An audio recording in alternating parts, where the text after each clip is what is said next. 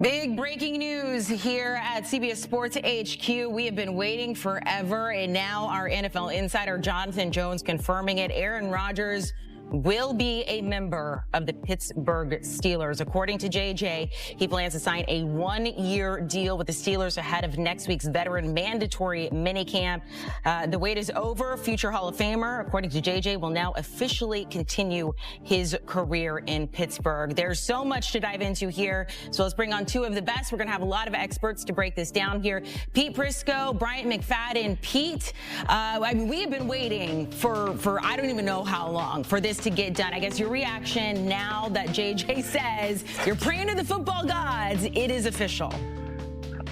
Yeah, and it's official, and it should have been official a long time ago. But look, Rodgers does things on his own timetable. He's going to get in there before the start of minicamp, which is the smart thing to do. He can spend the month and a half learning the offense, and he'll be just fine. I'm not worried about that. And by the way, Rodgers played well in the second part of the season last year. In the final 7 games, he threw 13 touchdown passes and 4 picks. He finished the season with 28, tying Josh Allen. That's more than Patrick Mahomes. That's more than Jayden Daniels. That's more than Justin Herbert. It's more than a lot of quarterbacks last year. So Pittsburgh, desperate to get a quarterback. They found their guy, one-year deal, makes all the sense in the world.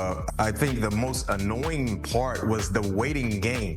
But I know, Pete, we've been going back and forth with this potential Aaron Rodgers-Pittsburgh Steelers relationship, and we both said the same thing. The way they went about their business, I'm talking about the organization with the Pittsburgh Steelers, the way they went about this Aaron Rodgers courtship, it felt like they knew he would eventually sign with them. It was just when he was ready to do so.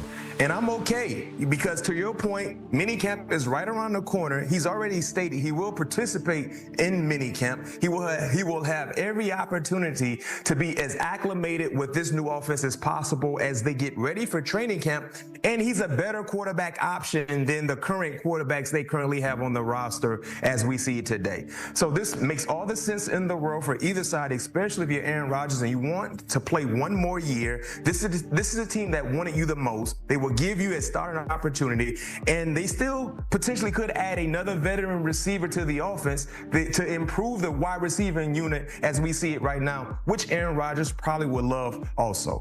So, B-Mac, let me ask you this. From a former player's perspective, taking a look at the locker room perspective and how he fits in with this team, I mean, as both of you said, it has been very annoying waiting this long for him to make a decision. And if I'm on that team, like, I wouldn't know who my quarterback is, since he will be there before mandatory minicamp, all of this other hubbub leading up to it. If he shows up, if he's with the team, if he does the preseason games, can we wash all of that under the rug and start anew come the first game of the season?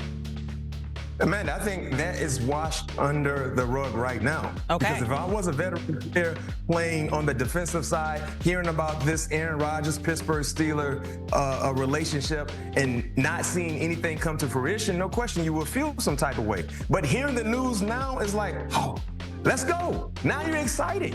Now you're excited because he will be there in terms of anything mandatory. That's important. He's willing to be there because I feel like, Pete, Amanda, if Aaron Rodgers wanted to wait until mid-July, I think the Pittsburgh Steelers would have been okay in doing so. But he's saying he's making it known today so he can be there on the grass with the guys for minicamp. So if you're a veteran player, no question, you felt some type of way, but that is thrown out of the window knowing he's made it known that he will be a Pittsburgh Steeler. He's ready to get on the grass and try to put his hand in the plow to hoist the Sticky Lombardi.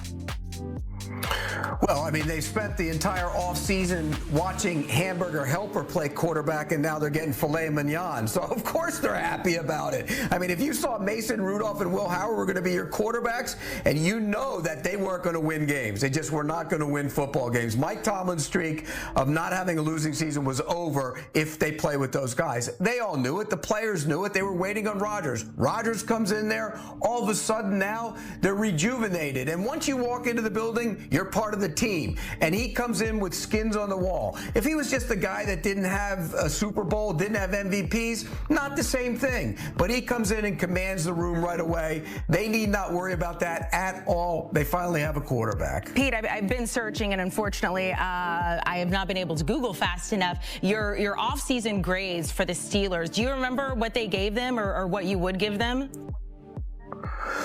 Well, I mean, look, they trading away Pickens, they had to do it because he didn't fit in with what they wanted to do. Getting Metcalf, they probably gave up too much, but now we know why they did it, because they were going to trade away Pickens. So, look, they've made some good moves in the offseason, but none of it would have mattered if they weren't going to have Rodgers playing quarterback. And now they have him, and it all matters. And now all of a sudden, that division's a whole heck of a lot tougher. When you look at the division as a whole, it was the Ravens and the Bengals, and then the other two teams were at the bottom. Well, now, if Rodgers plays like he did down the stretch, the Steelers are now in that equation as well. That's what Rodgers has done for the Steelers. They knew it. That's why they were patient and waited. B-Mac, how do you think he's fitting into the roster where it stands now for the Steelers? I think he will fit in rather nicely because he's walking into a situation where, yes, they need him at the quarterback position, but this is already has been known to be a prestigious organization. Remember when he went to the New York Jets 2 years ago? He instantly became the biggest figure in the building, a part of that team since we've seen in quite some time. When he goes to Pittsburgh in the facilities there on the south side, you're not the biggest personality in the building. That's an organization and when you walk up to the second floor, you make that right off the elevator, you make that next left, you walk around the roundabout, you see 6 glossy, shiny, sticky Lombardis. That's already there. The Jets didn't have that.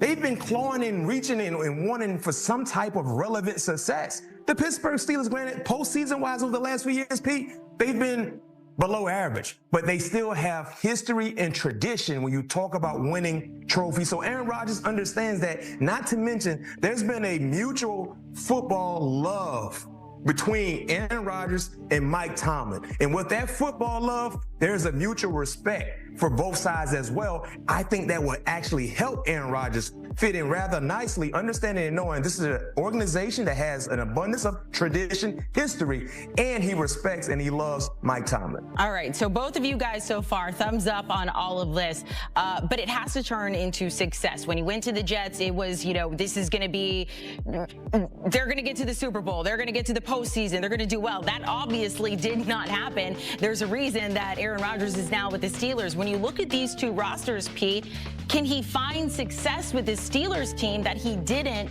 with this Jets team that was, when you first looked at it, very talented?